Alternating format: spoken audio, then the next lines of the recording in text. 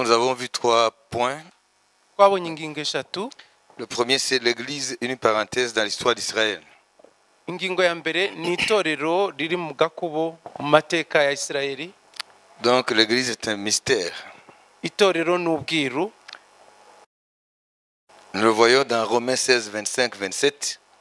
Turabibona mu Baroma 25-27. Nous allons lire rapidement. Reka tuhasome. Imana ibasha kubakomeresha ubutumwa bwiza no kubwiriza ko ibya Yesu Kristo nababwirije bihuza n'ibanga ryahishwe uhereye kera kose, ariko noneho rikaba rihishuwe ku bw'itegeko ry'Imana ihoraho, kugira ngo ibyanditswe n'abahanuzi bimenyeshwe n'abanyamahanga, bibayobora inzira yo kumvira no kwizera.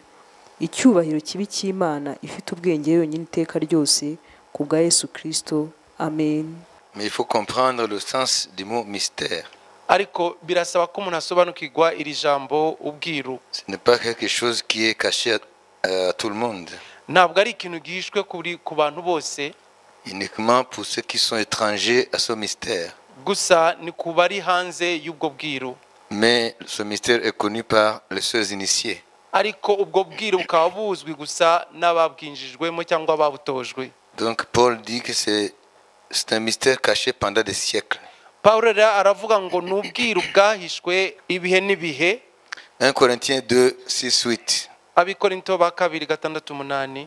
Icyakora ubwenge tubuvuga mu batunganijwe rwose, ariko ubwo bwenge si ubw'iki gihe cyangwa ubw'abatware b'iki gihe bashiraho, ahubwo tuvuga ubwenge bw'ubwiru bw'Imana, ari bwo bwenge bwahishwe.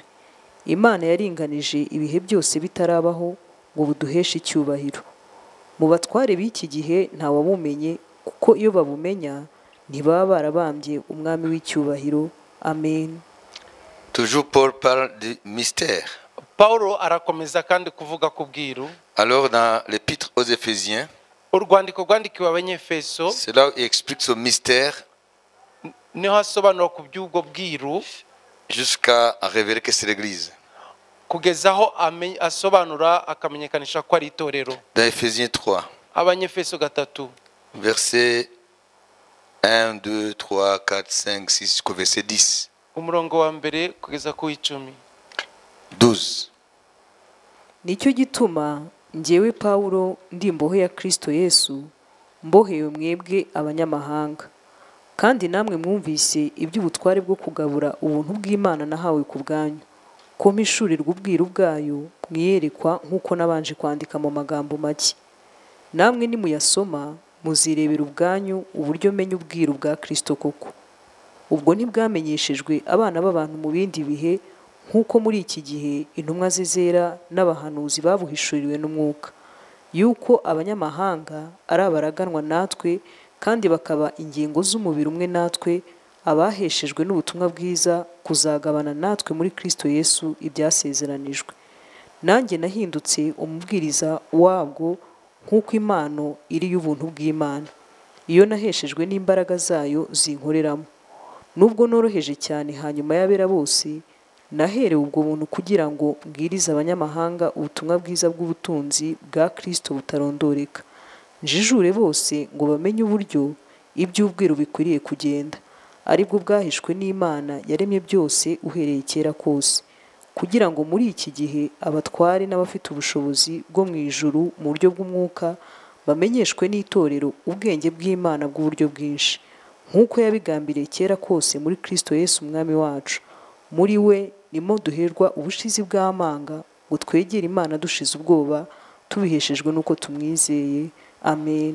Amen. Voilà, donc Paul dit que ce mystère a été caché aux générations passées. Paulo aravuga ko ubwo bwiru bwahishwe mu bihe bya kera mu rungano rwose ko rwagiye rusimburana. C'est-à-dire les générations passées, ça signifie avant Christ. Nuvuga ngo n'urungano rwo mu gihe cya mbere ya Kristo. Ça veut dire l'Ancien Testament. Ari ryo sezerano rya kera.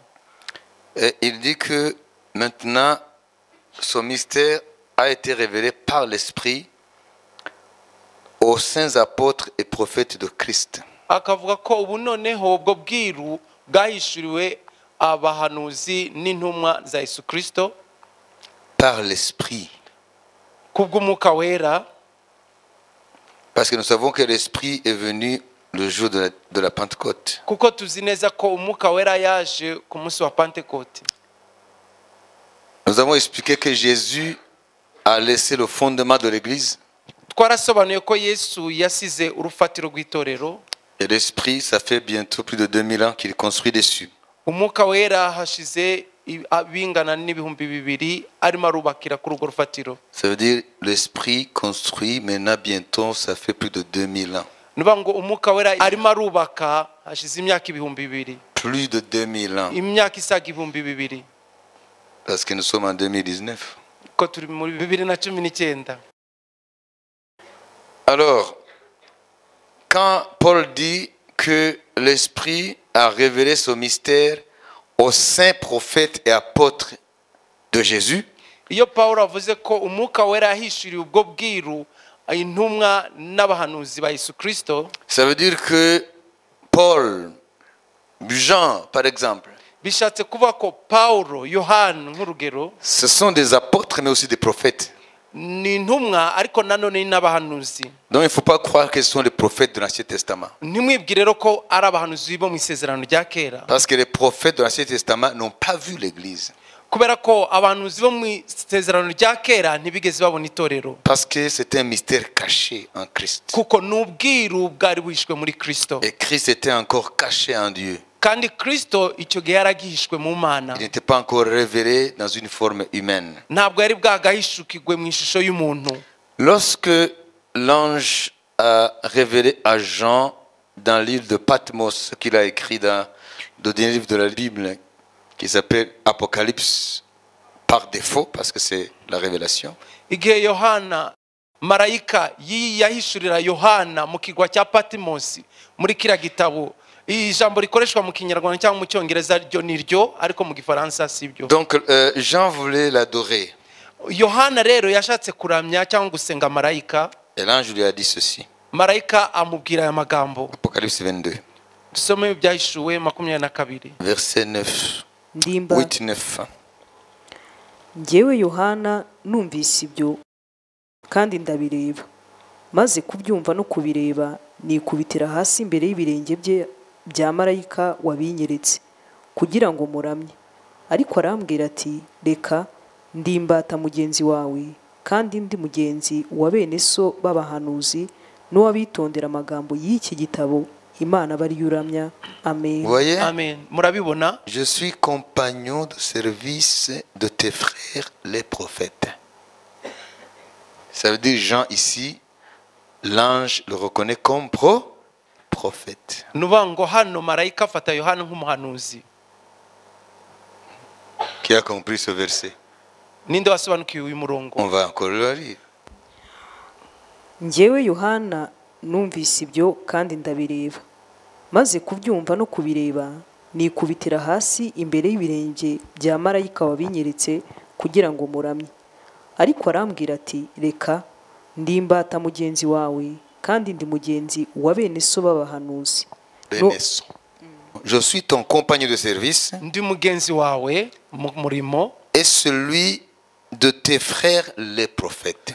kandi n'uwa bene so Ça veut b'abahanuzi. dire Jean ici est compté parmi le cercle des prophètes. Nuvuga ngo hano Yohana rero abarwa mu bahanuzi, Mais avec raison. kandi ni ibintu byumvikana Parce que l'Apocalypse, c'est un livre prophétique. kuko ibyahishuwe ni igitabo cy'ubuhanuzi. D'ailleurs, les premières paroles qui ouvrent ce livre, Ndetse n'amagambo ya mbere abimburira iki gitabo, les 3 premiers versets, 30 ya mbere,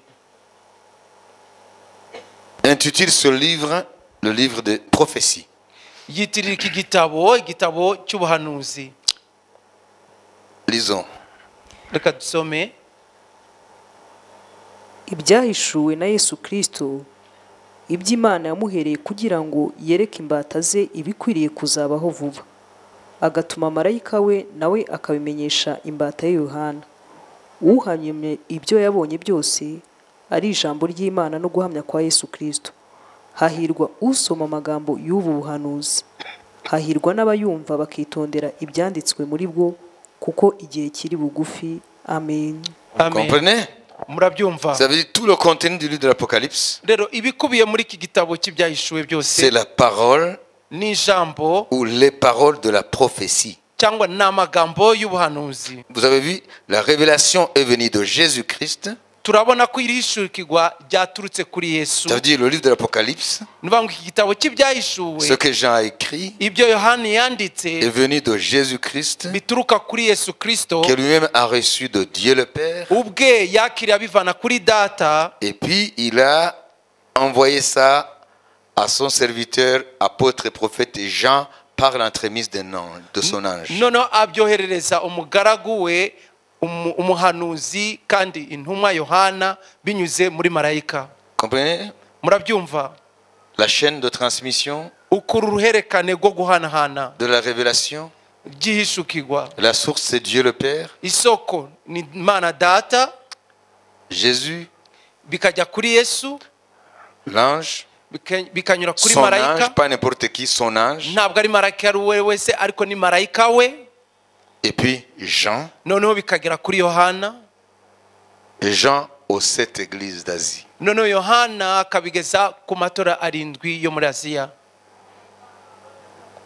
Et ces 7 églises, ce ne sont pas des églises seulement historiques, mais c'est tout l'âge de l'église depuis sa naissance jusqu'à son enlèvement. Ce sont des églises non seulement historiques parce qu'elles ont existé dans un lieu donné, dans des villes données, mais Non. mais il y a une dimension eschatologique, une dimension prophétique depuis sa naissance, le jour de la Pentecôte, jusqu'à son enlèvement.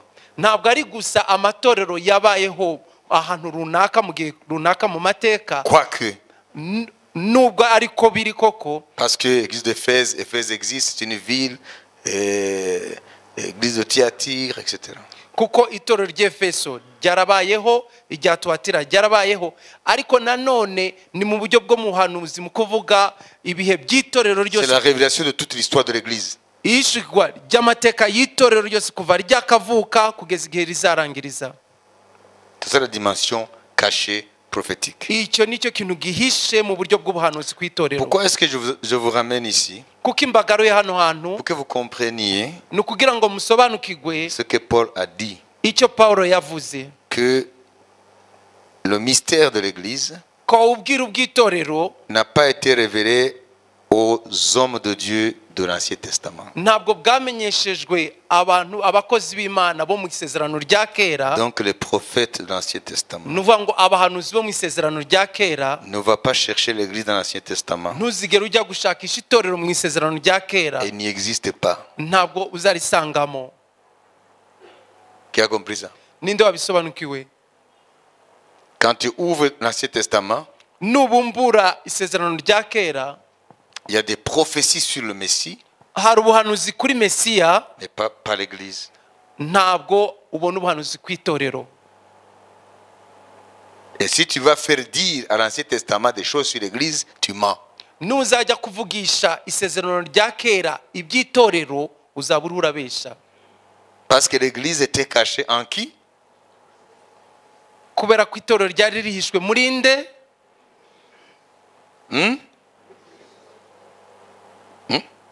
Muri nde? Oui, en Jésus. Nibyo byari rihishwe muri Yesu Kristo. Et Jésus était caché en qui? Hanyuma Yesu Kristo we yarahishe muri nde? En Dieu. Mu Mana Data, Avant de naître par Marie. mbere y'uko avukira muri Mariya. Donc maintenant vous comprenez Ubu noneho murabyumva, qui sont les saints prophètes et apôtres de Jésus. abo bavugwa ko ari abahanuzi n'intumwa za Yesu Kristo. Maintenant vous le comprenez? Mwabisobanukiwe abo ari bo. L'ange a dit quoi à Jean? Marayika yabwiye Yohaniki, Il est son compagnon de service ni umufatanyabikorwa nawe et celui kandi ni na de ses frères les prophètes. bene se b'abahanuzi.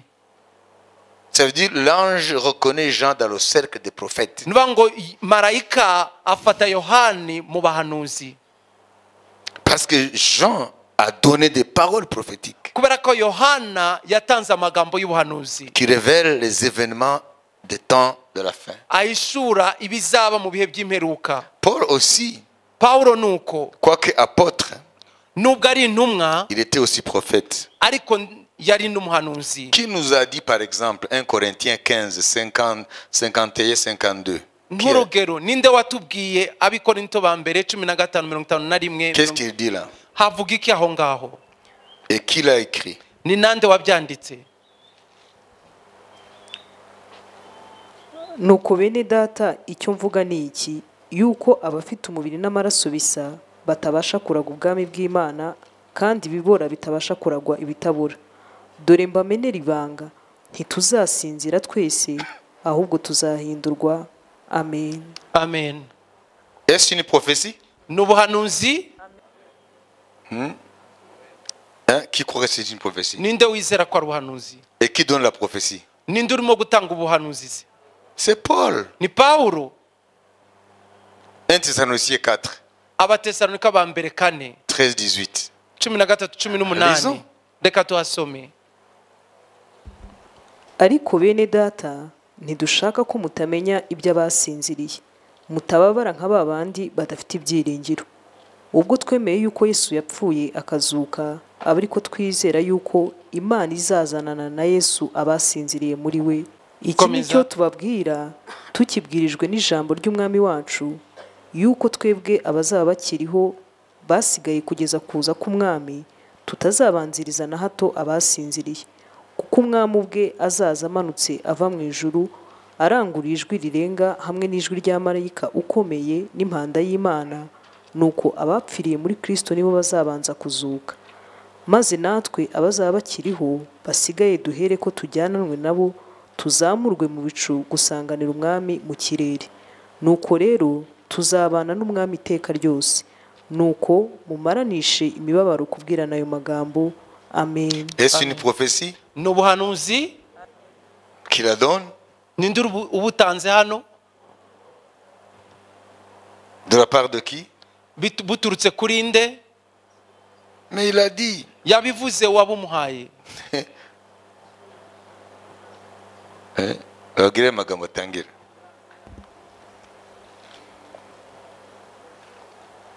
Ariko bene data ntidushaka ko mutamenya iby'abasinziriye, mutababara nka ba bandi badafite ibyiringiro. Ubwo twemeye yuko Yesu yapfuye akazuka, aba ariko twizera yuko Imana izazanana na Et 15, il va dire d'où il tient la prophétie. 15 aravuga hakomora ubu buhanuzi. Iki ni cyo tubabwira tukibwirijwe n'ijambo ry'umwami wacu. Voilà. Nibyo. Ça veut dire il est prophète de Jésus. Nuba ngo n'umuhanuzi wa Yesu Kristo. Et Jean est prophète de Jésus. Na Yohana n'umuhanuzi wa Yesu Kristo. Ce sont eux, ces prophètes de Jésus, Nabo bahanuzi ba Yesu Kristo. pas ceux de l'Ancien Testament, Ntabwo ari bareba mu isezerano rya kera. à qui Dieu a donné par l'Esprit de révéler le mystère qu'est l'Église. Abimana yahaye binyuze mu mwuka wera guhishura ubwiru ari bwo torero. Voilà, c'est une petite révision Rero ni turasubiramo pour que vous puissiez avoir une maîtrise de ces vérités fondamentales. kugira ngo mushobore kurushaho gusobanukirwa neza ukuri kwifatiro. Donc tu es déjà, si tu as suivi depuis mercredi, tu sais déjà que l'Église ne figure pas dans l'Ancien Testament. Rero niba warakurikiye kuva ku wa gatatu umaze kumenya neza ku itorero ntawe warisanga mu isezerano rya kera. L'Ancien Testament Isezerano rya kera renferme le plan de Dieu rikubiyemo umugambi w'Imana sur Israël, kuri Isirayeli, sur les nations, ku mahanga, et toutes ces prophéties devraient se réaliser à travers Jésus, que ce soit pour Israël, que ce soit pour les nations. kandi ubwo buhanuzi bwose bugomba gusohora bunyuze muri Yesu, haba kuri Isirayeli cyangwa ku banyamahanga. Et voilà, l'Église alors était implicitement annoncée à travers Jésus. On ne dit pas Église dans l'Ancien Testament, mais quand on dit que Jésus sera la bannière des peuples, que les nations se tourneront vers lui. Mu isezerano rya kera ntabwo bavuga itorero, ariko binyuze mu buhanuzi bwatanzwe ko amahanga azamuhindukirira, bishatse kuvuga ko ari ryo bariho baravuga. Que Jésus sera la lumière des nations. ko yesu azaba umucyo w'amahanga. Ça veut dire qu'il n'est pas seulement le Messie d'Israël, Ntabwo bivuze gusa ko ari mesiya wa isirayeli, mais il sera le sauveur du monde. ariko azaba umukiza cyangwa umucunguzi w'isi yose. Cela veut dire que Dieu va susciter un peuple nouveau, Bivuge ko imana izahagurutsa ubwoko bushya, pas seulement Israël. atari isirayeli gusa. Comprenez? Murabyumva? Alors le deuxième point, nous avons vu le temps des nations, Ingingo ya kabiri twabonye ibihe by'abanyamahanga, que nous devons comprendre l'expression le temps des nations, ko tukwiye gusobanukirwa iyi mvugo ibihe by'abanyamahanga, parce que c'est sorti de la bouche de notre Seigneur lui-même. kuko byavuye mu kanwa k'umwami wacu ubwe bwite. Luc 21, 24. ariko ubwo muzabona i Yerusalemu hagoswe n'ingabo, muzamenye yuko kurimbuka kwaho kwenda gusohora. Icyo gihe abazaba bari i Yudaya bazahungire ku misozi miremire, n'abazaba bari hagati muri Yerusalemu bazayivemo, n'abazaba bari imusozi ntibazayigemo. Kuko iyo minsi izaba ari iyo guhuriramo ngo ibyanditswe byose bisohore. Abazaba batwite n'abonsa muri iyo minsi bazabona ishyano, kuko hazaba kubabara kwinshi mu gihugu, kandi umujinya uzaba uri kuri ubu bwoko. Bamwe bazicwa n'inkota, abandi bajyanwe mu mahanga yose ari imbohe. Kandi Yerusalemu hazasiribangwa n'abanyamahanga kugeza ubwo ibihe by'abanyamahanga bizashirira. Amen. Donc s'il parle de la fin des temps des nations, Niba arimo kuvuga ibihe by'amahanga igihe bizashirira, ça veut dire qu'il y a un début. nuvuga ngo nuko bisobanura ko habaye n'itangiriro. Tu ne peux parler de la fin d'une chose sans qu'il y ait un commencement. Ntabwo wavuga iherezo ry'ikintu hatabayeho itangiriro ryacyo. Et mercredi, nous avons situé le début des temps des nations. Kandi kuwa gatatu twagereje kugenekereza neza ibihe by'amahanga igihe byatangiriye. Dites les temps des nations. Nimusubire muri jambo ibihe by'abanyamahanga. Voilà, c'est en rapport avec Jérusalem. Nibishingiye kuri Yerusalemu. Ça veut dire les temps des nations, c'est en rapport avec Jérusalem. Nuvuga ngo ibihe by'abanyamahanga bishingiye kuri Yerusalemu cyangwa bifatiye kuri Yerusalemu. Ça veut dire depuis que Israël a perdu l'autorité sur la ville sainte, Nuvuga ngo kuva igihe Isirayeli atakaza ubutware ku murwa wera, avec la prise de Jérusalem par Nebuchadnezzar igihe Yerusalemu yafatwa n'umwami Nebukadinezar en 587 avant Jésus, muri 587 imbere ya Yesu, là ont débuté les temps des nations. aho rero niho ibihe by'abanyamahanga byatangiriye. Ça veut dire les nations dominent sur Israël. Nuvuga ngo amahanga noneho yigaruriye Yerusalemu cyangwa Isirayeli. Vous savez la vocation d'Israël, Murabizi umuhamagaro wa Isirayeli depuis le début de sa formation en tant que nation, kuva yaba nk'ishyanga, c'était de devenir la tête des nations et non la queue.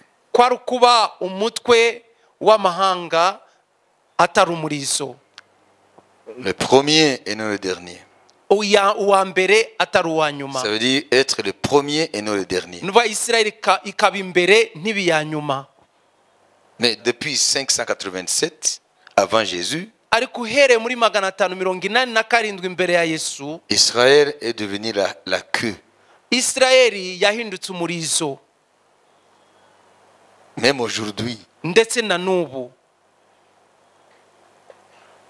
et n'est pas premier. ntabwo ariyo iri imbere. Vous comprenez? Murabyumva? Ça veut dire Israël n'est pas encore entré dans sa pleine vocation. Nuvuga ngo Isirayeli ntabwo irakinjira mu muhamagaro wayo nk'uko Imana yabitegetse. Donc quand tu lis ta Bible Iyo usomye rero Bibiliya yawe et que tu entends Jésus dire ukumva Yesu avuga les temps des nations, ibihe by'abanyamahanga, il faut savoir que c'est en rapport avec la vie sainte. ukwiye guhita umenya ko byerekeranye n'umurwa wera, Jérusalem sera foulée aux pieds par les nations. ko Yerusalemu izasiribangwa n'amahanga. Ça veut dire que c'est réduire à quelque chose qui n'a pas de valeur, qui est complètement anéanti, qui est complètement dépouillé de sa force, etc. ni nko guhindura ikintu ukagihindura kigatakaza imbaraga ukagihindura ubusa, mbese mu kinyarwanda cyiza ni nko kugihindura umuyonga. Ça veut dire que les nations vont réduire Israël à quelque chose de sans valeur, quoi, Nuvuga ngo amahanga azahindura Isirayeli ikintu kidafite agaciro, kidafite umumaro, à travers sa domination sur Jérusalem. binyuze mu gutegeka Yerusalemu. Donc quand on parle des temps des nations, elle commence avec la prise de Jérusalem par les armées babyloniennes en 587 avant Jésus. Iyo havuzwe rero ibihe by'amanyamahanga bihera mu kwigarurira Yerusalemu n'ingabo za Nebukadinezari mu mwaka wa 587 mbere ya Yesu Kristo. Et quand est-ce que ces temps prendront fin? Ibyo bihe rero bizarangira ryari? Nous avons vu avec la libération de Jérusalem. Twarabibonye n'igihe Yerusalemu izaba ibohowe. Et quand est-ce que Jérusalem sera libéré? Ni ryari rero Yerusalemu izabohorwa? Parce qu'il est dit qu'en 1967, Israël a repris l'ancienne ville de Jérusalem. Bivugwa ko muri 1967 Israeli yongeye kwigarurira Yerusalemu ya kera. Alors est-ce qu'on peut dire que les temps des nations ont pris fin? Twavuga se ko ibihe by'abanyamahanga byahise birangira? Non. Oya, Parce qu'Israël n'a pas contrôle sur le mont du temple, alors que le mont du temple, c'est le cœur même de Jérusalem. kubera ko Isirayeli ntabwo ifite ubuyobozi ku musozi w'ingoro, kandi umusozi w'ingoro niwo mutima wa Yerusalemu. Parce que le mont du temple fait partie de la Jérusalem que Jésus a laissée. Kubera ko umusozi w'ingoro uri muri Yerusalemu iriya Yesu yasize. Donc le Jérusalem Est ou l'ancienne Jérusalem. Ariyo Yerusalemu y'Iburasirazuba niyo Yerusalemu ya kera.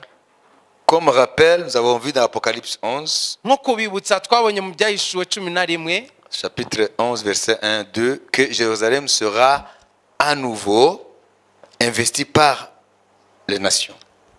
Ibyahishuwe 11:1-2 ko Yerusalemu izongera gusiribangwa kandi n'amahanga.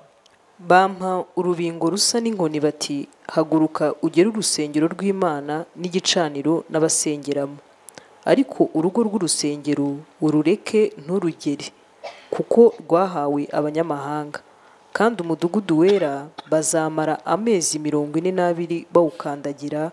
Amen. Voilà, vous voyez? Murabibona? Donc c'est pas encore arrivé. Rero ibyo ntabwo biraba. Donc on ne peut pas dire que les temps des nations ont pris fin. Niyo mpamvu tutavuga ko ibihe by'abanyamahanga byarangiye. Ça veut dire que les nations vont de nouveau marcher sur Jérusalem. Nuvuga ngo amahanga azongera kandi gusiribanga Yerusalemu. Mais la différence, comme l'avons vu, Ariko aho bitandukaniye nk'uko twabibonye dans Zacharie 14, muri Zakariya 14, que ce n'est pas tous les juifs qui vont être exterminés ni déportés. ko ntabwo ari abayahudi bose bazatsembwa cyangwa batwagwe mu bunyage, C'est juste une partie. ahubwo ni igice gusa. Et Jésus viendra au rescousse de cette partie qui reste. Noneho Yesu azaza gutabara icyo gice kindi kizaba cyasigaye Lorsqu'il reviendra avec tous ses saints. igihe azagaruka n'abera be bose. Donc si on te dit que les temps des nations ont pris fin, Nibakubwira rero ko ibihe by'abanyamahanga byarangiye, il faut leur expliquer que non. uzababwira uti ntibirarangira, Parce que Jérusalem a encore une prophétie kuko Yerusalemu iracyafite ubundi buhanuzi d'humiliation. bwo gucishwa bugufi. Donc les nations vont encore attaquer Jérusalem. Amahanga azongera kandi gutera Yerusalemu. Alors, si 67 était la fin des temps des nations, Niba 1967 cyari igihe cy'abanyamahanga cyari kirangiye, là, il se serait suivi directement le jugement des nations. hari guhita hakurikiraho noneho ako kanya gucirwa urubanza ku mahanga, Parce que c'est ça le troisième point. kuko niyo ngingo ya gatatu. Le jugement des nations suivra l'attaque de Jérusalem par les nations. Gucirwa urubanza ku mahanga bizakurikira guterwa kwa Isirayeli, kwa Ça veut dire Yerusalemu. Jérusalem, les nations vont marcher sur Jérusalem Nuvuga ngo amahanga azasiribanga cyangwa azakandagira Yerusalemu pendant 3 ans et demi, mu gihe cy'imyaka 3 n'igice, 42 mois. arame ariyo mezi 42 1260 jours. ariyo minsi 1260. Donc c'est précis. nuba ngo ni igihe kizwi. Et dans le langage prophétique, Daniel dit que c'est un temps, des temps et la moitié d'un temps. Igihe, nibihe, nigice, chigihe. C'est dans ta Bible, dans Daniel 9. Daniel ibice 9.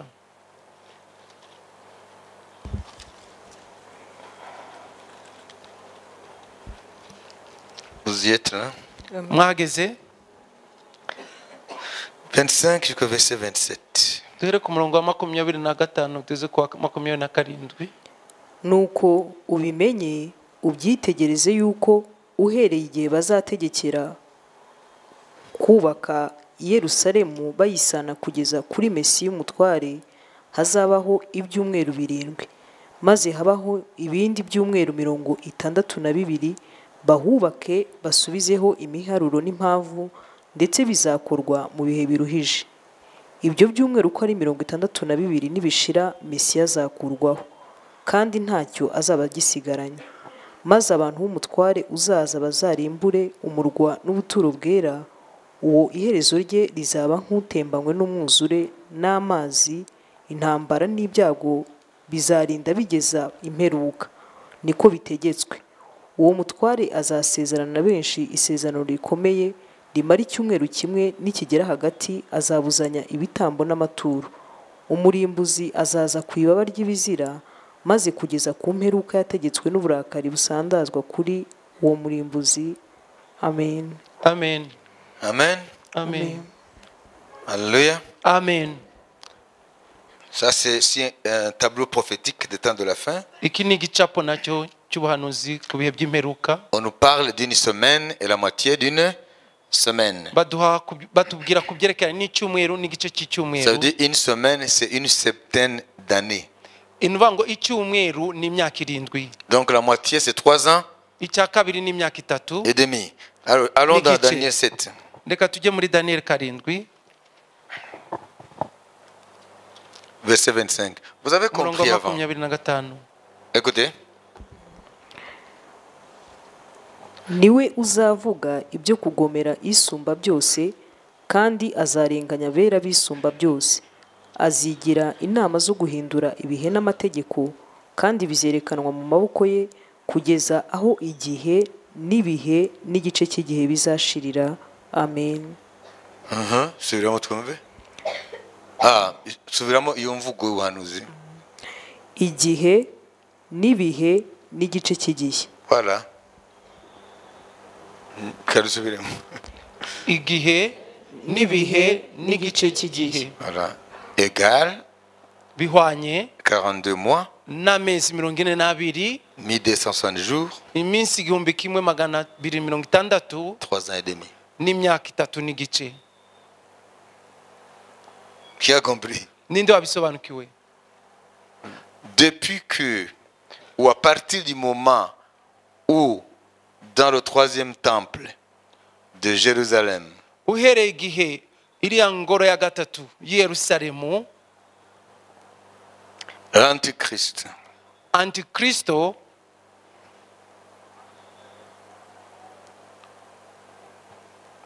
et le chef romain, na wa mutware w'abaroma c'est-à-dire celui qui va dominer l'Occident apostat, ari uzategeka uburengerazuba buzaba bwarateye umugongo Imana. donc non, on est déjà dedans. Twamaze kubigeramo. Ça veut dire l'ancien empire romain, Ni bwa bwami bw'abaroma bwa kera, l'Occident, biriya bihugu by'iburengerazuba, l'Europe, les États-Unis, Canada, Uburayi, Australie. Amerika, Canada, Australia. C'est pas une position géographique, hein? Ntabwo ari bituruka ku ikirere Parce biherereyemo, qu'Australie n'est pas en Occident. kuko igihugu cya Australia cyo ntabwo kiri mu burengerazuba. Mais la domination qui est là, ce sont les Blancs de Ariko l'Occident. ubuyobozi buhari nubwo mu bihugu by'iburengerazuba. Vous comprenez? Murabyumva? Les États-Unis Leta zimwe za Amerika ne sont pas dans l'Europe, ntabwo biri mu bihugu by'Uburayi, mais c'est le prolongement de l'Europe. aho ni nk'ibihugu by'Uburayi byimukiye hariya. Non, c'est comme ça. Dans Niko l'histoire. biri, niko byagenze. Et le Canada, igihugu cya Canada ce sont les Européens nabo n'abanyaburayi qui sont là-bas prendre les terres. bagiye hariya kwigarurira ubutaka. Donc c'est l'Occident. Rero hose ni Burayi Donc cyangwa il y a Iburengerazuba. l'Occident géographique Hari uburengerazuba mu buryo bw'ikirere ibihugu aho biherereye, et il y a l'Occident culturel. ariko hari n'uburengerazuba mu buryo bw'umuco. Ça veut dire l'esprit romain continue. Nuvuga ngo ni wa mwuka w'abaroma ugikomeza.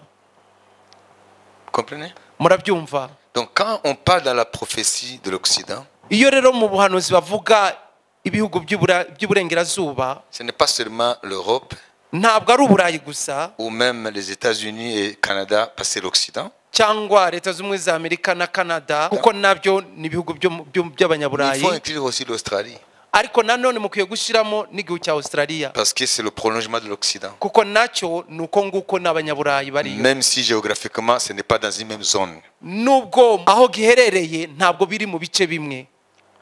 Amen. Amen. Donc, Daniel parle de l'abomination de la désolation. Rero Daniel aravuga ikizira cy'umurimbuzi, Et Jésus reprend ce que Daniel a dit Yesu agasubiramo ibyo Daniel yavuze dans Matthieu 24, 15. muri Matayo 24. Lorsque vous verrez l'abomination de la désolation Nimubona ikizira cy'umurimbuzi établie dans le lieu saint, kirahera, que celui qui lit fasse attention. ariko ubwo muzabona ikizira kirimbura cyahanuwe n'umuhanuzi Daniyeli gihagaze ahera, ubisoma abyitondere. Amen. Voilà. Amen. Donc à partir de ce moment-là, uhere aho ngaho rero, avec l'établissement de l'abomination de la désolation établie dans le lieu saint, n'ikizira cy'umurimbuzi cyinjiye ahera, ça veut dire le chef romain du temps de la fin qui va entrer dans le troisième temple, niba wa mutware w'abaroma wo mu bihe by'iherezo azinjira mu ngoro ya gatatu, celui qu'on appelle Antichrist, ari we witwa Antikristo, c'est-à-dire l'ennemi de Christ, ni umwanzi wa Kristo, et aidé par le faux prophète qui sera juif, afashijwe n'umuhanuzi w'ibinyoma, we azaba ari umuyahudi de la tribu de Dan, akomoka mu muryango wa Dani, qui va inciter le monde à faire une image de cet homme-là azatuma isi ikora igishushanyo et le placer là, no kugishyira hariya au troisième temple, hariya mu ngoro ya gatatu, et appeler le monde à adorer cet homme. no guhamagarira isi kuramya cyangwa gusenga uriya mugabo, Donc le dernier chef romain, ari uriya mutware wa nyuma w'abaroma, et jusqu'à ce qu'il entre dans le temple. kugeza igihe azinjira ubwe mu ngoro. Et Paul dit dans 2 Thessaloniciens chapitre 2, Pawulo aravuga mu Bitesalonika ba kabiri igice cya kabiri qu'il va se proclamer lui-même Dieu. ko ubwe aziyita Imana. C'est à partir de ce moment-là Nuhereye kuri icyo gihe que les 3 ans et demi de la deuxième partie du règne de l'Antéchrist vont commencer. Ça veut dire les 3 ans et demi ya myaka itatu n'igice de la deuxième partie du règne de l'Antéchrist. y'igice cya nyuma cy'ingoma ya Parce que le règne de Antikristo. l'Antéchrist, c'est 7 ans. Ingoma ya Antikristo izamara imyaka 7. Dieu l'a partagé en 2. Imana noneho yayigabanijemo kabiri. Les 3 ans et demi de la première partie, Imyaka itatu n'igice y'igice cya mbere il va dominer le monde par une fausse paix. azayitegekesha isi n'amahoro atariyo y'ibinyoma. C'est ce que Paul dit. Lorsqu'on dira paix, paix, paix, Nibavuga ngo amahoro amahoro, c'est là où une ruine soudaine les frappera. niho kurimbuka gutunguranye kuzabageraho. Vous comprenez? Murabyumva? Ça, c'est la fausse paix de l'Antichrist pendant sa première partie de règne. Le 1 Thessaloniciens chapitre 5 verset 3. Ça, c'est la paix de l'Antichrist. Aya niyo mahoro ya Antikristo. 1 Thessaloniciens chapitre 5 verset 3. Abatesalonika ba mbere 5 murongo wa ubwo bazaba 3. bavuga bati ni amahoro nta kibi kiriho, nibwo kurimbuka kuzabatungura nk'uko ibise bitungura umugore utwite, kandi ntibazabasha kubikirana hato. Amen. Vous comprenez? Murabyumva? Chronologiquement, Uko ibintu bikurikirana, après l'enlèvement de l'église, nyuma yo kuzamurwa kw'itorero, le chef romain et le faux prophète vont instaurer une fausse paix. uriya mutware w'abaroma n'umuhanuzi w'ibinyoma bazimikisha amahoro y'ibinyoma atariyo. C'est ça, cette paix. niyo yaya mahoro avugwa hano. Ce n'est pas la paix de Jésus. Ntabwo ari amahoro ya Yesu Kristo. Vous comprenez? Murabyumva? Parce qu'ils diront paix Amahoro et sûreté. nta kibi kiriho. Ça, c'est après l'enlèvement. Aho ni nyuma yo kuzamurwa kw'itorero. Mais après 3 ans et demi Ariko nyuma y'imyaka 3 n'igice de cette fausse paix, y'ayo mahoro y'ibinyoma, alors Dieu va rompre l'équilibre de cette paix. Imana izasenya ayo mahoro En commençant par, ihereye il donne le signe de l'abomination de la désolation itanga ikimenyetso cy'ikizira cy'umurimbuzi dans le lieu saint. cyinjiye ahera. C'est là où va commencer la dernière partie du règne de l'Antéchrist. Aho rero niho hazatangira igice cya nyuma cy'ingoma ya Antikristo, Qui équivaut gihwanye à un temps, des temps et la moitié d'un temps. igihe cy'ibihe n'igice cy'igihe. Hein? Donc ça veut dire 1 an plus 2 ans plus la moitié d'un an. Niba ni umwaka umwe ugashyira imyaka 2 n'igice cy'umwaka bigatanga imyaka 3 n'igice. Et pour qu'il n'y ait pas de confusion, Kugira rero ntihabe kuvangirwa cyangwa gusobwa, Dieu a bien détaillé cette période. Imana icyo gihe yarakigenekereje neza. Il a dit, dans un endroit, il dit un temps, des temps et la moitié d'un temps. Hamwe iravuga ngo n'igihe cy'ibihe n'igice cy'igihe, Parce qu'il sait qu'on ne comprendra pas facilement. kubera ko yari ko abantu batazabisobanukwa mu buryo bworoshye. Dans un autre passage, en parlant de cette même période, Mu kindi gice mu kuvuga ku byerekeranye n'iki gihe, il parle de 42 mois. avuga akoresha amezi 42. Maintenant, on entend le langage humain. Ubu rero tukaba twinjiye mu mvugo ya Dieu kimuntu. utilise notre chronos. Imana ikakoresha ibihe byacu dukoresha mu Et isi. dans un autre passage, Mu kindi gice, dans un autre endroit, mu yindi mirongo ahandi, Dieu parle de 1260 jours. Imana ikakoresha iminsi 1260. Oui. Murabibona? Donc il n'y a pas de confusion. Rero ntabwo byasoba umuntu. Dieu est sage. Imana ni nyabwenge. Tu as compris? Mwabyumvise? Ça veut dire il ne faut pas transporter ça au ciel. Nuvuga ngo ibyo rero ntuzabibare mu ijuru. Ça se passera dans notre chronos. Bizaba muri iki gihe cyacu turimo ku isi. Est-ce que vous comprenez? Mwabyumvise? Donc c'est notre calendrier. Rero biri mu kiranga gihe cyacu. Est-ce clair? Ni ibintu byumvikana? Donc tu ne diras pas, oh, c'est compliqué, Seigneur, qui va nous expliquer un temps, des temps, la moitié d'un temps. Ntabwo uzavuga ati mwami ko bikomeye biruhije, ninde uzasobanurira igihe n'ibihe n'igice cy'igihe? Dieu a expliqué tout.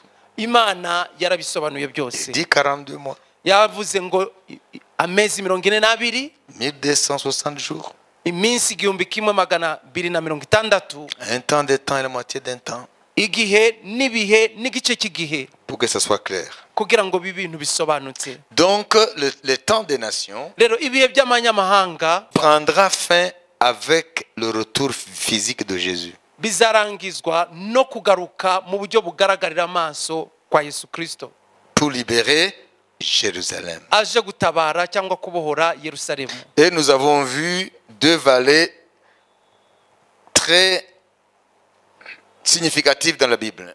Twanabonye kandi ibibaya bibiri bifite ubusobanuro bwihariye muri Bibiliya. Si tu aimes la parole de Dieu, Niba ukunda ijambo ry'Imana, il faut différencier les 2 vallées ukwiye gutandukanya ibyo bibaya byombi, parce qu'elles joueront des rôles différents. kuko bizakora umurimo utandukanye. La première vallée, Ikibaya cya mbere c'est la vallée de Josaphat. n'ikibaya cya Yosafati. Deuxième vallée, Ikibaya cya kabiri c'est la vallée de Megiddo. n'ikibaya cya Megido. Vous comprenez? Murabyumva? La vallée de Josaphat, Ikibaya cya Yosafati c'est tout près de Jérusalem. ni hafi, ni bugufi ya Yerusalemu. Ça veut dire entre le mont du temple et le mont des Oliviers, la vallée qui est là, c'est la vallée de Josaphat. Kiri hagati y'umusozi w'ingoro n'umusozi wa Elayono. Ou entre la vieille ville de Jérusalem, à l'est, il y a le mont des Oliviers, tu dois passer par la vallée de Josaphat. Nuvuga ngo ni hagati ya Yerusalemu y'iburasirazuba kugira ngo ugana ku musozi wa Elayono unyura muri icyo kibaya. Et ça s'appelle aussi la vallée de Cédron. Kandi kikitwa n'ikibaya cya Cedron. Kidron Valley en anglais. Kidron Valley. N'ikibaya cya Pourquoi? Cedron. Kubera iki? Parce qu'il y a un petit ruisseau qui s'appelle Kedron. Kuko hari akagezi gato kitwa iryo zina Cedron. Kidironi mu Kinyarwanda. Vous comprenez? Murabyumva? Cette vallée, Icyo kibaya c'est là où David est passé avec sa suite en fuyant son fils Absalom. niho Dawidi yanyuze igihe yahungaga umuhungu we Absalomu. Alors, cette vallée de Josaphat, Iki kibaya rero cya Yosafati, pourquoi elle s'appelle vallée de Josaphat? kubera iki cyitwa ikibaya cya Yosafati? Le nom Josaphat signifie Dieu, l'Éternel juge. Izina Yosafati risobanura Uwiteka aca imanza. Donc, c'est la vallée du jugement. Ni ikibaya rero cyo guciraho imanza. Lorsque nous avons, vous vous souvenez, dans Joël, Murabyibuka chapitre ibyo 3, twasomye muri verset 1 Yoweri, 2, igice cya 3 umurongo wa 2, Dieu parle de la vallée de Josaphat. Imana ivuga kuri iki kibaya cya Yosafati. abanyamahanga nibahaguruke bazamuke bajye mu gikombe cya Yehoshafati, kuko ariho nzicara nkacira imanza amahanga yo mu mpande zose. Amen. Voilà. Donc, pour vous aider à comprendre, Kugira ngo mbafashe gusobanukirwa, quand tu lis Zacharie 14, usomye Zakariya 14 versets 1 à 5, umurongo wa kugeza ku wa 5, même au-delà, ndetse ukanarenga, il est dit que Jésus, handitswe ko Yesu lorsqu'il reviendra physiquement, igihe azagaruka mu buryo bugaragarira amaso, il va poser ses pieds sur le mont des Oliviers. azakandagiza ibirenge bye ku musozi wa Elayono. Dans ta Bible, Niko biri muri Bibiliya yawe. chapitre 14, Ni igice cya 14 versets 1 à 5. umurongo wa mbere kugeza ku wa 5. Si tu veux savoir quand Jésus reviendra, il va parachuter où? Niba ushaka kumenya igihe Yesu azagaruka Visiblement. mu buryo bugaragara, Pas pour enlever l'église. ataje gutwara itorero, naza mu buryo bugaragara, Parce que l'église sera enlevée précédemment. kubera ko itorero rizaba ryarazamuwe mbere. Et puis Antichrist va régner 7 ans. Noneho Antikristo yime ingoma y'imyaka Et 7. Dieu a divisé ce règne de l'Antichrist en 2 parties. Kandi icyo gihe cya Antikristo Imana yakigabuyemo ibice bibiri. 3 ans et demi, Imyaka 3 n'igice, fausse paix. amahoro y'ibinyoma atariyo. Nous la tirons d'où? Tubivana he? 1 Thessaloniciens, Abatesalonika ba mbere ibice 5 umurongo wa 3. lorsque les hommes diront paix et sûreté, Igihe abantu bazaba ngo amahoro nta kibi kiriho, c'est là où une ruine soudaine va se surprendre. niho kurimbuka gutunguranye kuzabageraho. Right? Sibyo? Vous avez compris? Mwabyumvise? Vous avez compris? Mwabyumvise? Amen. Amen. Donc, Antichrist aussi a sa paix Nuvuga ngo Antikristo nawe afite amahoro ye qu'il va donner au monde, azaha isi, qui va les anesthésier par rapport à un événement qui aurait frappé toutes les nations. azabatera ikinya ku bihe Ça bizaba veut dire byagwiriye. la paix, la fausse paix de l'Antichrist Ayo mahoro atariyo ya Antikristo va être comme une piqûre d'anesthésie azamera nk'urushinge rw'ikinya pour les faire oublier leurs amis, leurs familles, leurs frères enlevés. rubibagiza inshuti abavandimwe be babo bazaba bazamuwe. Comprenez? Murabyumva? Parce qu'il y a deux choses. Kuko hari ibintu bibiri. Si l'enlèvement se passe maintenant, Habaye kuzamuka nonaha ce qui va toucher le monde entier, bizagera ku isi yose. il y a deux réactions, Hari ibintu bibiri ukuntu abantu bazabyitwaramo mu buryo bubiri. deux alternatives. Hari ibintu bibiri bishobora kuba. Soit que le monde se jette à genoux devant Dieu. Face à l'enlèvement, Mbere y'icyo kintu cyo kuzamurwa, un problème universel, ikibazo kireba isi yose, une problématique universelle. ikibazo kireba isi yose. Donc le monde pourrait faire soit crier à Dieu pour le pardon, Abantu pourrait crier à Dieu pour le pardon bashobora kwambaza Imana basaba imbabazi devant l'évidence. imbere y'ibyo bintu bigaragara byabaye. Ok? sibyo? Mais la Bible dit qu'ils ne feront pas ça. ariko Bibiliya ivuga ko batazabikora. Ça, c'est la voie logique. Iyo niyo nzira yumvikana yari ikwiriye. Mais le monde n'est pas logique par rapport aux choses de Dieu. Ariko isi ntabwo yumva iby'Imana. Mais qu'est-ce que Dieu dit dans Corinthiens? Mu Bikorinto Imana ivuga iki? Dieu a convaincu de folie la sagesse du monde. Imana yahinduye ubupfapfa ubwenge bw'isi. Parce que la sagesse de Dieu est une folie pour le monde. Kubera ko ubwenge bw'Imana n'ubupfapfa mu maso y'isi. Et la sagesse du monde est une folie devant Dieu. None ubwenge bw'isi n'ubupfapfa mu maso y'Imana. La logique aurait été que Ibintu byari kumvikana byakabaye byumvikana. Ma sœur, elle a été enlevée. Igihe umuntu yakavuze ati umuvandimwe wanjye yatwawe yazamuwe. Et je sais, Kandi ndabizi, et m'en parler, yarabimbwiraga que un jour Jésus va enlever les siens. ko igihe runaka Yesu azatwara abe. Et c'était vraiment injuste. Kandi koko yari umukiranutsi. Elle est partie au ciel. Yagiye mu ijuru. Et tel. Naka.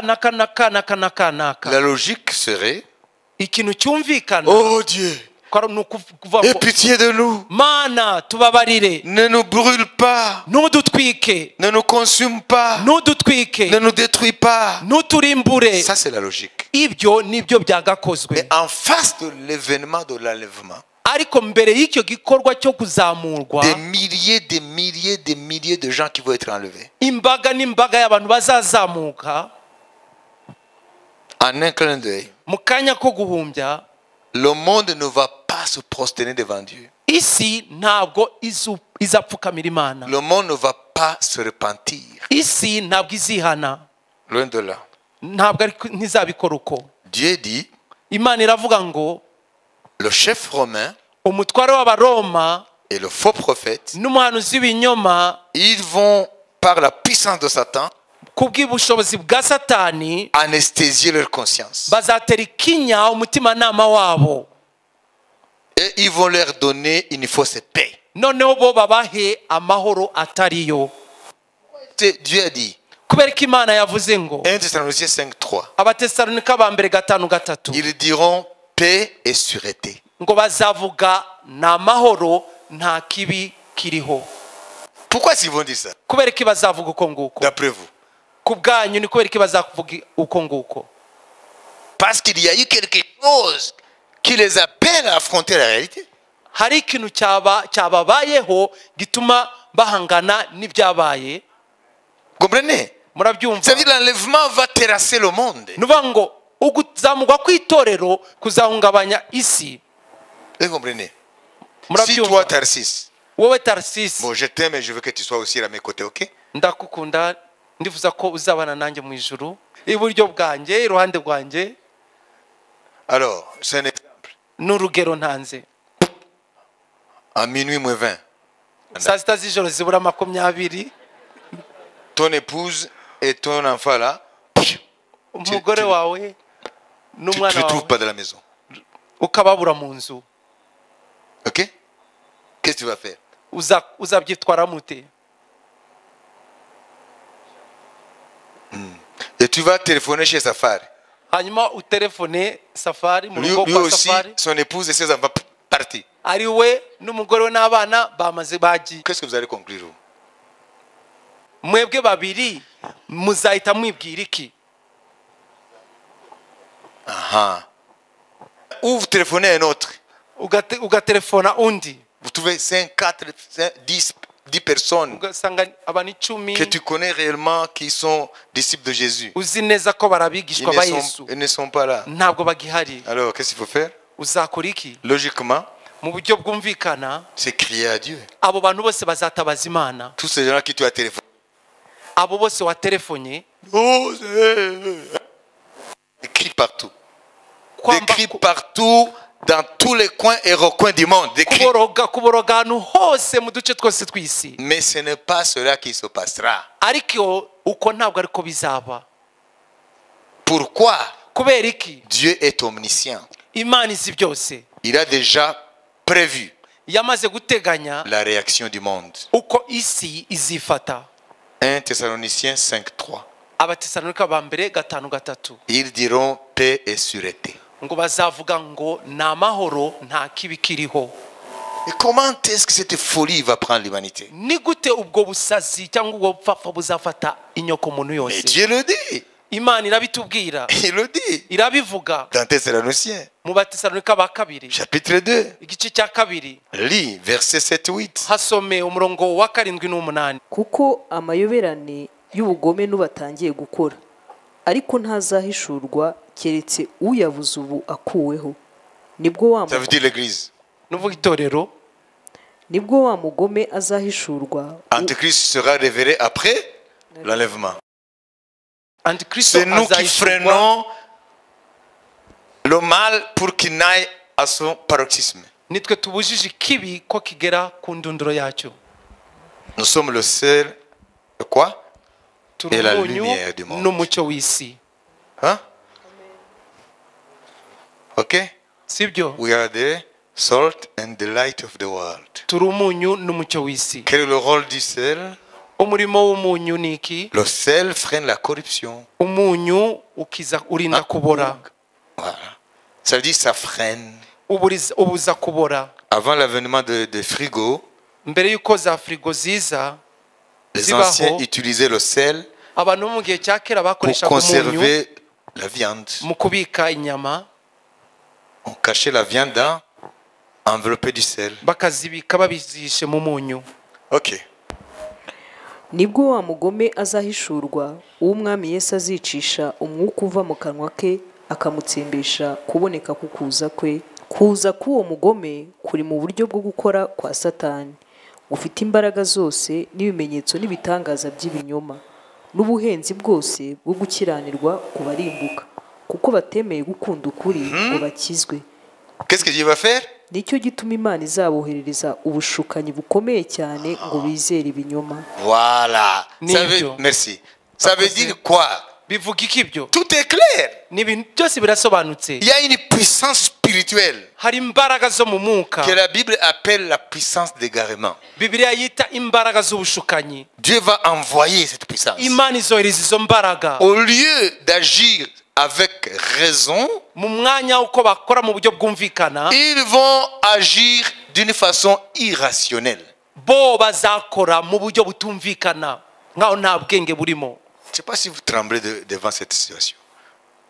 Donc la logique, Icyumvikana c'est que face à l'enlèvement, donc Itorero. l'évidence que les gens, Jésus a pris son église ikigaragara ko Yesu yatwaye itorero rye partout. ahantu hose biragaragara. La logique serait que Ikintu cyumvikana le nuko monde crie isi iboroga parce qu'il y a l'évidence. kuko hari n'ibintu bigaragara. Ces gens ne sont pas morts. Aba bantu ntabwo Il n'y bapfuye, a pas de cadavre. nta mirambo ihari, Ils sont quelque part. hari aho Ils bagiye, ne sont pas dans les montagnes. ntabwo bari mu Ils ne misozi, sont pas en plein eau. ntabwo Les bari océans. mu Ils ne sont nyanja, pas au fond des océans. ntabwo bari mu nyanja Ils hasi, sont où? bagiye Ils ne he? sont pas dans leur lieu de culte. Ntabwo bari mu masengero, Mais ils sont partis où? bagiye se. Mais certaines personnes qui côtoyaient ceux qui ont été enlevés, Ariko abantu bamwe bagendana nabo bazamuwe, là, je suis en train de dire, en l'occurrence, ces chrétiens-là qui jouaient, les chrétiens qui ne sont pas sauvés réellement, abakristo bo mu izina batari bakijijwe koko. bien qu'il n'y a pas de chrétiens qui ne sont pas sauvés, Ubundi nta mukristo udakijijwe ubaho, parce que quand on est chrétien, c'est qu'on est sauvé.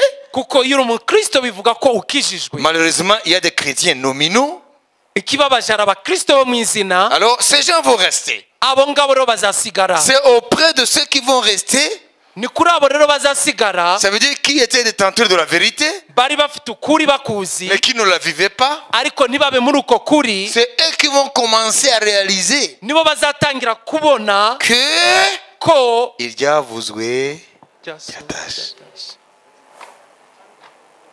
Alors, en étant saisis de panique, niba none mu gufatwa n'ubwo bwoba, les païens vont s'approcher de ces gens-là.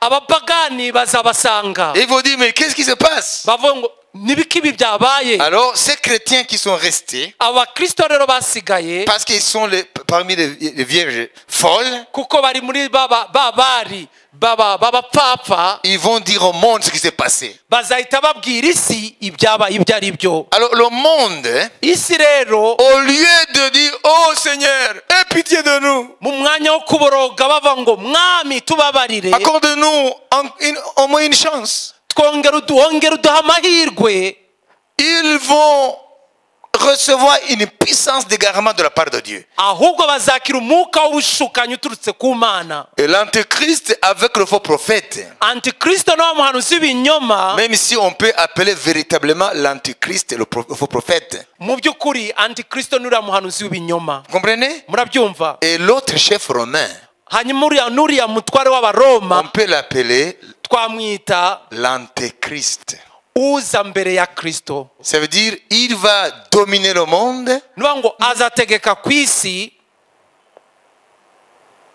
alors que le véritable ruler, le véritable souverain du monde est en route.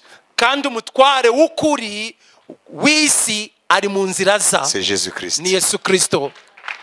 Vous comprenez la différence? Il faut expliquer l'antichrist, même si communément on dit que le chef romain c'est l'antichrist. Vous comprenez? Mais le véritable antichrist c'est le faux prophète.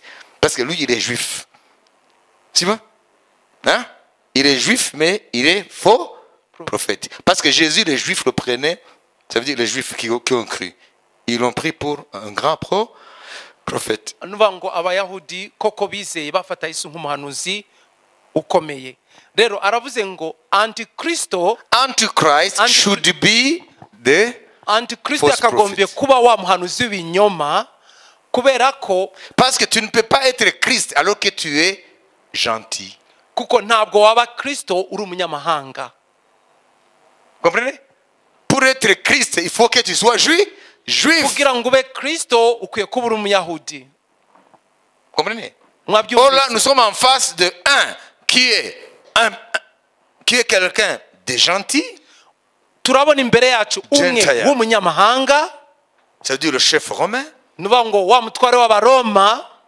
Quand on dit Rome, maintenant vous êtes familiarisé. Mumaze kumenya iyo tuvuze abaroma cyangwa Roma, Ça veut dire celui qui va diriger le monde. nuvuga ngo n'uriya uzategeka isi mu gihe kizaza, Lui, il vient des nations. we ni umunyamahanga. Alors que le faux prophète, il est juif. Kandi ahubwo uriya muhanuzi w'ibinyoma we ni umuyahudi, De la tribu de Dan. akomoka mu muryango wa Alors, Dani. qui devrait être antichrist? Ninde muri abo bombi yakabaye Antikristo? C'est le faux prophète. N'uriya muhanuzi w'ibinyoma. Vous comprenez? Murabyumva? Et c'est lui qui va amener le monde à adorer l'homme là qui va diriger le monde. Kandi n'uzaza n'isi gusenga cyangwa kuramya uriya mutware uzayobora isi, uzategeka isi. Ça veut dire le chef romain, il est l'antéchrist. Nuvuga ngo uriya mutware w'abaroma n'uza mbere ya Kristo. Et le faux prophète, il est antéchrist. Uriya muhanuzi w'ibinyoma n'urwanya Kristo. Parce que tu ne peux pas être Christ si tu n'es pas juif. Kubera ko ntabwo waba Kristo utari umuyahudi. Jésus a dit à la Samaritaine, Yesu yabwiye umunyasamariyakazi, le salut vient des juifs. agakiza gakomoka ku bayahudi. Qui a compris? Ninde wabisobanukiwe? Vous avez compris? Mwabyumvise? Hein? Amen. Toi, les juifs ne peuvent pas t'accueillir comme prophète. Wowe abayahudi ntabwo bakwakira nk'umuhanuzi. Même si tu fais descendre du feu du ciel. Nubwo wakururutsa wamanura umuriro uturuka mu Même si tu ijuru. fends la mer rouge. Nubwo waca inzira mu nyanja itukura. Même si tu fends le Jourdain. Nubwo waca inzira muri Yorodani. Même si tu leur donnes la manne pendant 40 ans. Nubwo wabaha manu imyaka 40. Jamais tu ne seras pas être Christ. Ntabwo waba Kristo. Tu n'es pas juif. Kubera ko ntabwo uri Qui a compris? Ninde wabisobanuye? Pour être juif, Kugira ngo umuyahudi il faut sortir d'Israël. ukwiye kuba ukomoka muri Isirayeli, uri umunya-Isirayeli. Vous avez compris? Et Mwabyumvise? quand on dit Israël, c'est Israël juif. Iyo tuvugiye Isirayeli ni Isirayeli Parce qu'en y'abayahudi. Israël, il y a des Israéliens qui ne sont pas juifs. Kubera ko ubu muri Isirayeli harimo abanyisirayeli batari abayahudi. Moi aussi, je peux avoir la nationalité israélienne. Ushobora kubona ubwenegihugu Cela ne fait pas de moi un bw'Isirayeli, juif. ariko ntabwo binyihindura Quand umuyahudi. on parle de juifs, Iyo bavuga c'est les abayahudi descendants d'Abraham, d'Isaac et de Jacob. n'abakomoka kuri Aburahamu, Isaka na Yakobo. Alors, laissez-moi conclure. Reka nsoze Vous comprenez? mubyumve. La vallée de Josaphat, Ikibaya cya c'est Yosafati la vallée de Juda. jugement. n'ikibaya cyo gucira urubanza. Pourquoi? Kubera iki? Je dis quand il va descendre sur le mont des Oliviers, Yesu namanuka ku musozi wa Elayono, il sera en face des armées qui attaquent Jérusalem. azasanga ingabo zizaba zateye Yerusalemu. Alors, les uns seront dans la ville, Bamwe bazaba bari mu murwa, un foulé, la terre sainte, foulé même une partie du mont du temple. barimo barasiribanga barakandagira C'est ce que nous igice avons vu cy'uriya dans musozi Apocalypse w'ingoro. 11. Laissez le parvis, Nibyo twabonye mu byahishe 11 ngo sigaza mu ikari, parce que les nations vont encore fouler pendant 42 mois cette partie. kubera ko abanyamahanga cyangwa amahanga azakengera kuhasiribanga amezi 42, 3 ans et demi, imyaka 3 n'igice, 1260 jours. iminsi 1260. Vous comprenez? Murabyumva? Alors lui, le gros des troupes Rero ingabo, umubare mwinshi w'ingabo, seront dans cette vallée. igice kinini cy'umubare w'ingabo kizaba kiri muri kiyo Alors, kibaya, il va les détruire. hanyuma azabatsemba. La deuxième vallée, Ikibaya cya kabiri c'est cyangwa la igikombe vallée cya kabiri de Megiddo. ni igikombe cya Megido. La vallée de Megiddo, Igikombe cya Megido, quand il y a vallée, il y a une montagne, il y a une colline. iyo hari igikombe haba hari umusozi cyangwa agasozi. Alors, la vallée de Josaphat, Rero ikibaya cyangwa igikombe cya il Yosafati y a le mont des Oliviers. tuhabona umusozi wa Elayono. La vallée, le mont des Oliviers. Hari ikibaya cyangwa igikombe giterera kijya ku musozi wa Elayono. La vallée de Megiddo, Hari ikibaya cya Megido, il y a le mont Megiddo. tukabona umusozi wa Megido. Comprenez? Murabyumva? Alors, nous avons vu dans Apocalypse 16 Twabonye rero mu byahishuwe 15-16 que la dernière bataille de l'histoire, ko intambara ya nyuma mu mateka, l'histoire humaine, mateka y'inyoko muntu, les troupes des nations vont atterrir dans la vallée de Megiddo. ingabo z'amahanga zizahurira mu kibaya cya Megido. Ça veut dire que Dieu va les rassembler. Imana izabateraniriza Pour ne pas vous embrouiller, kugira ngiye kubavanga. vallée de Josaphat Ikibaya cya Yosafati égale vallée de jugement. ni bisobanura Kibaya cy'urubanza. Hein? Pourquoi? kubera iki? Kuko namanuka aho niho hazahura n'ingabo z'amahanga. Mais ces armées-là, Izo ngabo ariko avant d'arriver là-bas, mbere yuko zigera mu icyo kibaya ils ont commencé par la vallée de Megiddo. zahereye mu kibaya cya Megido. Et Dieu l'appelle la vallée de Megiddo, la vallée de rassemblement. Imana ikita ikibaya cya Megido ikibaya cyo guteranirizamo. Les troupes vont se rassembler là-bas Ingabo zizahateranira aho ngaho avant d'attaquer Israël. mbere yuko zitera Isirayeli. Vous comprenez? Murabyumva? Il faut être clair avec ça. Ibyo mukwiye Alors, kubisobanukirwa pour neza. conclure cette partie, Kugira ngo dusoze iki gice, qu'est-ce qu'il faut dire? ni iki twavuga? Il faut dire que l'histoire des nations se terminera en catastrophe. Nuvuga ngo ibihe by'amahanga bizasozwa mu makuba cyangwa mu ntambara. Vous comprenez? Murabyumva? Hein? Ça veut dire, un véritable étudiant de la Bible, Uwiga Bibiliya koko by'ukuri, il sait que Jésus va revenir 2 fois. we azi ko Yesu azaza mu buryo bubiri. Avant, il viendra comme un voleur prendre l'épouse. Mbere azaza nk'umujura aje kujyana umugeni, Ça veut dire l'église, nuvuga ngo itorero, tous les saints, abera bose, tous ceux qui croient en Jésus, abizera Yesu tous ceux bose, qui n'avaient pas son sang, abo bose bogejwe n'amaraso tous ye, ceux qui ont son esprit. n'abafite umwuka we. Et après 7 ans, Nyuma y'imyaka il 7 va maintenant revenir d'une façon visible. azagaruka noneho mu buryo bugaragarira bose. C'est ce qu'il dit dans Matthieu 24. Nibyo avuga muri Matayo Comme 24. l'éclair parle de l'Orient vers l'Occident, Nk'uko nk'uko umurabyo urasira iburasirazuba ukabonekera iburengerazuba, uko niko bizaba ukuza k'umwana w'umuntu. Ijisho ryose rizamubona kandi amahanga yose azamuborogera. Why? kubera iki? Matthieu 24, Matayo 24. chapitre 24, verset 30. Matayo 24 umurongo wa 24 tuze kwa 30. ubwo nibwo ikimenyetso cy'umwana w'umuntu kizabonekera mu ijuru, n'amoko yose yo mu isi nibwo azaburuga abonye umwana w'umuntu aje ku bicu byo mu ijuru afite ubushobozi n'ubwiza bwinshi. Amen. Amen. Est-ce que vous comprenez? Murabyumva? C'est le retour visible. Nukugaruka kugaragara. Amen. Vous comprenez? Amen. 27. 27. kuko nk'uko umurabyo urabiriza iburasirazuba ukabonekera aho rirengera, niko no kuza k'umwana w'umuntu kuzaba. Amen. Wow. Amen. Est-ce que quand l'éclair frappe, il est visible ou pas? Ndabaza, iyo umurabyo urabije ubugaragara cyangwa ntugaragara? Voilà, c'est comme ça le retour visible de Jésus. Uko niko kugaruka kwa Yesu mu buryo bugaragara kuzaba kumeze. Comprenez?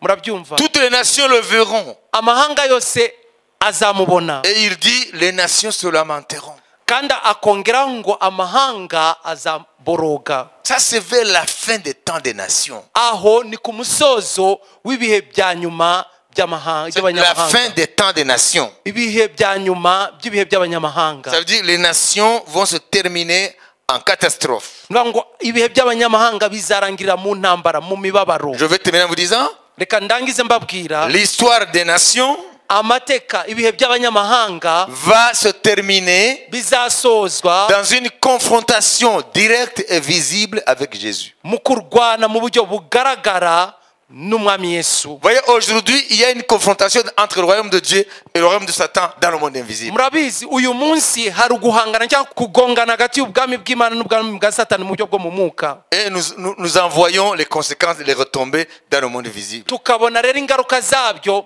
mu buryo bugaragarira amaso. Mais nous ne voyons pas Ariko ntabwo tubibabona, comment tubibona Dieu est en train de combattre contre les forces de Satan. ukuntu Imana irarwana n'imbaraga n'ingabo za Satani. Nous voyons seulement les retombées. Ahubwo tubona ingaruka zabyo. Vous comprenez? Murabyumva? Mais lorsque Jésus va revenir face au visible Ariko igihe Yesu azagaruka mu buryo bugaragarira amaso, et va poser ses pieds sur le mont des Oliviers, azakandigiza ibirenge bye ku musozi wa Elayono. alors cette bataille spirituelle Rero iyo ntambara yo mu buryo bwo mu mwuka va être visible dans le monde visible. izaba igaragara mu buryo bugaragarira Dieu n'amaso. va soulever le voile Imana izavaho nawe igitwikirizo. et nous allons voir les véritables acteurs de cette scène. Noneho tubone abarimo bararwana muri iyo ntambara. Ça veut dire que Jésus va venir d'une façon visible Niyo ngo Yesu azaza mu buryo bugaragarira et il amaso, va combattre visiblement ces nations. arwane mu buryo bugaragarira amaso, arwanye n'ayo mahanga. Comprenez? Murabyumva? Donc l'histoire des nations ne va pas se terminer en rose. Rero ibihe by'abanyamahanga ntabwo bizarangira neza.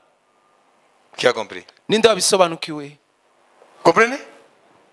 Vont se terminer mal. Bizarangira nabi, ntabwo bizasoza mu mahoro. Jésus ne viendra pas régner parce que le monde veut de lui. Ntabwo Yesu azaza kwima ingoma ye kuko isi yamushatse yamuhamagaye. Yamukeneye. Non. Oya. Il va venir en confrontation. Azaza ahangana cyangwa argongana rwana nayo. Il y aura confrontation du royaume Hazaba kugongana de k'ubwami, puissance. k'ubwami bw'imbaraga. Jésus va régner by force Yesu azima kumbaraga parce que le monde est sous la puissance du malin. kuko isi iri munsi y'ubutware bw'umugome. 1 Jean 5, 19. Premier épître de Jean, chapitre 5, verset 19. Le monde entier est sous la puissance du malin. Isi yose iri munsi y'ubutware bw'umubi. Iri muri wa mubi. Mukijya kuvuga ngo twebwe turabe Imana, ngo ariko tuzi ko isi yose iri muri wa mubi. Au moins tu sais où nous allons. Nibura uraza aho tugana, Tu sais où l'église va. uzi aho itorero rigana, Tu sais où le monde va. uzi n'aho isi igana, Les nations là où ils vont. aho amahanga agana, Tu sais où Israël va. ukamenya n'aho Isirayeli irimo kugana. En d'autres termes, Mu yandi magambo, Dieu a ôté le voile dans ton esprit. Imana yavanyeho igitwikirizo ku mwuka wawe. Et tu vois les choses. Noneho urabona ibintu. Alors laissez-moi vous dire une chose et puis on va terminer. Reka mbabwire ikintu kimwe noneho tubone kurangiza. Allez, retenez ça. Mufate iki ngiki. Église, parenthèse, Itorero riri mu dukubo dans l'histoire d'Israël. mu mateka ya Isirayeli. C'est un mystère. N'ubwiru.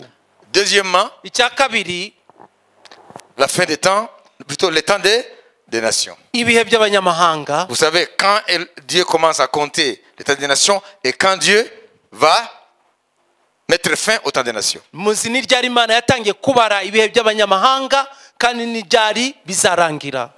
Donc ce n'est pas quelque chose de nouveau pour vous. Ntabwo ari ikintu gisha kuri mwe. Et puis vous savez, quand aura lieu le jugement des nations. kandi mumaze kumenya ni ryari amahanga azacibwa urubanza. Vous savez déjà comment finira l'histoire des nations. Mumaze no kumenya ni gute amateka y'amahanga azasoza. Et comment Jésus va venir régner Ni gute kandi Yesu azaza kwima ingoma ye sur cette terre. kuri iyi si. Là même où il a été humilié. Aho yasuzuguwe. Il va venir régner en force. Azaza kwima mu mbaraga. À travers une confrontation de puissance. Binyuze mu guhangana kw'imbaraga. À partir du mont des Oliviers. Hariya ku musozi wa Elayono. Il va libérer Jérusalem. Azabohora Et à Yerusalemu. partir de Jérusalem, Kandi uhereye i Yerusalemu il va libérer les nations. azabohora n'amahanga yose. Vous avez compris? Mwabyumvise? Et vous savez où ça va se passer? Kandi muzi bizabera he? La vallée de Josaphat, Ikibaya cya c'est Yosafati la vallée de jugement. nicyo kibaya cyo gucira imanza. Il est tout près. Kiri bugufi ya Yerusalemu. Ok? Sibyo? Ok? Sibyo? Et la vallée de Megiddo, N'ikibaya cya Megido c'est la vallée de rassemblement. ni ikibaya cyo guteranirizamo. La vallée de Megiddo, pour vous donner un titre de formation, elle est à 80 km au nord de Jérusalem. Ikibaya cya Megido kugira ngo mbasobanurire kiri mu birometero 80 mu majyaruguru ya Yerusalemu. Et à 31 km No mu birometero 31 au sud-ouest mu majyepfo agana iburengerazuba de la ville de Haïfa. ubw'umujyi witwa Haifa. C'est la troisième ville d'Israël Niwo mujyi wa gatatu wa Isirayeli sur la Méditerranée. uri ku nkengero z'inyanja ya Mediterranea. Et continue. Ugakomeza Cette ville continue uwo mujyi urakomeza jusqu'au mont Carmel. ukageza ku musozi wa Karumeli. Si tu es sur le mont Carmel, Iyo uhagaze ku musozi wa en Karumeli regardant vers la Méditerranée, ureba werekera ku nyanja ya Mediterranea tu vois la ville de Haïfa. uhita ubona uwo mujyi wa Haifa.